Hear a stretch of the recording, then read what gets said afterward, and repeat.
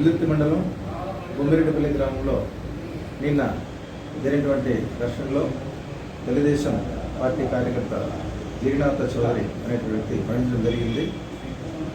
వైసీపీకి చెందినటువంటి సూదేపల్లి రమేష్ మరియు కొంతమంది కలిసి అతన్ని కొడవలతో కొట్టడం వల్ల అతని తల మీద తీవ్ర రక్తగాయంతో ఆయన చనిపోయారు.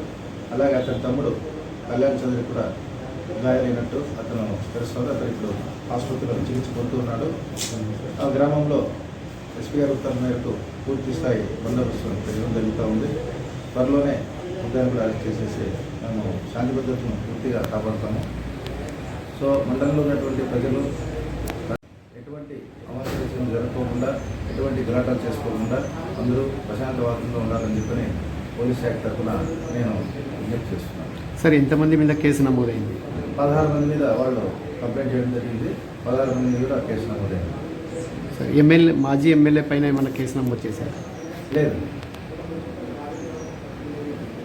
Thank you. 16 మంది పేరులో మాజీ ఎమ్మెల్యే గారి పేరు మళ్ళీ కూడా విచారించి ఇన్వెస్ట్ సమయంలో కూడా అందరి సాక్షి విచారించుకొని ఎవరెక్కడ ఏ కొత్త ఉందని చెప్పి కూడా పూర్తి విచారించి మళ్ళీ ఒకసారి మీరు